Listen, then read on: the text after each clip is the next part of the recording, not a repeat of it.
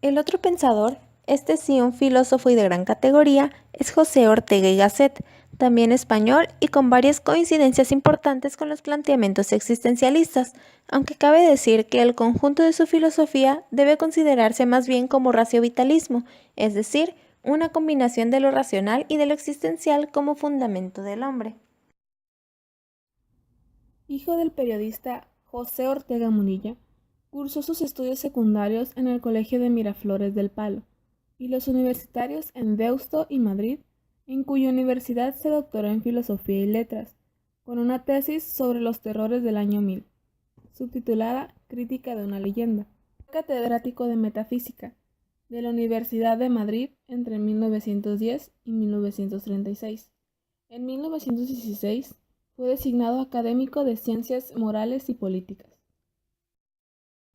Fundó la Revista de Occidente, la publicación intelectual más abierta al pensamiento europeo del siglo XX español. Elegido diputado al proclamarse la República, fundó con Gregorio Marañón y Ramón Pérez de Ayala la agrupación al servicio de la República.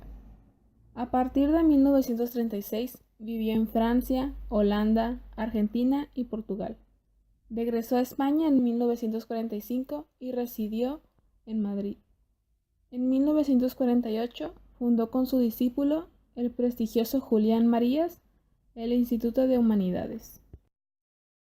Como denominador común de su pensamiento, puede señalarse el perspectivismo, según el cual las distintas concepciones del mundo dependen del punto de vista y las circunstancias de los individuos, y el concepto de razón vital, intento de superación de la dicotomía entre razón pura y razón práctica de idealistas y racionalistas. Para Ortega, la verdad surge de la yuxtaposición de visiones parciales, en la que es fundamental el constante diálogo entre el hombre y la vida que se manifiesta a su alrededor, especialmente en el universo de las artes. Ortega, para estudiar al hombre, parte de su existencia concreta y niega que posea una esencia fija e invariable. Para él, el hombre tiene historia. Esto significa que nuestra existencia está determinada por nuestro pasado, tal y como posteriormente lo verían los existencialistas. Ortega definía al hombre como un presente que a partir de un pasado va en pos de un futuro, y esto nos muestra otro concepto del existencialismo: lo posible.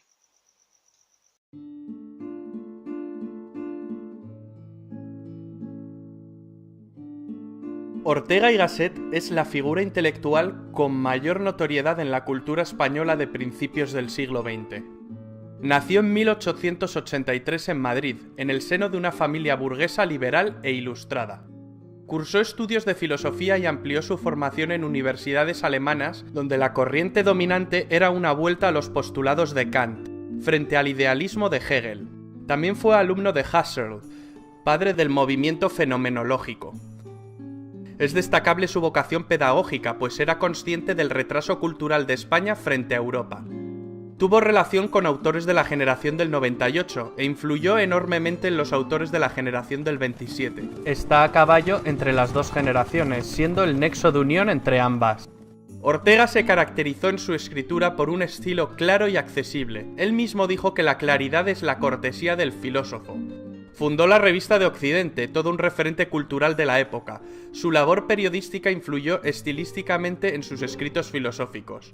En su primera obra, Meditaciones del Quijote, escribe: «Yo soy yo y mis circunstancias. Si no las salvo a ellas, no me salvo yo». Esta famosa sentencia orteguiana se trata, en definitiva, de una nueva idea del ser. No existe un yo abstracto, aislado del mundo que lo rodea. Ese mundo que lo rodea forma la otra mitad de mi yo. Solamente a través de esa mitad puedo estar completo, puesto que el sujeto y el objeto coexisten. Su corriente es una superación del realismo clásico y del subjetivismo moderno, tomando aspectos de las dos para crear el raciovitalismo. Ortega integra razón y vida, el ser pensante y el mundo pensado. Dos posiciones que son problemáticas si se mantienen de manera aislada. Para Ortega, la realidad primera es la coexistencia del yo y el mundo. En el tema de nuestro tiempo, meditación básica orteguiana, se ahonda y se aclara la metafísica de la razón vital. Consecuentemente, lo que se configura es un perspectivismo que media entre el vitalismo y el racionalismo, y se rige por la doctrina del punto de vista. La realidad radical va a ser la vida.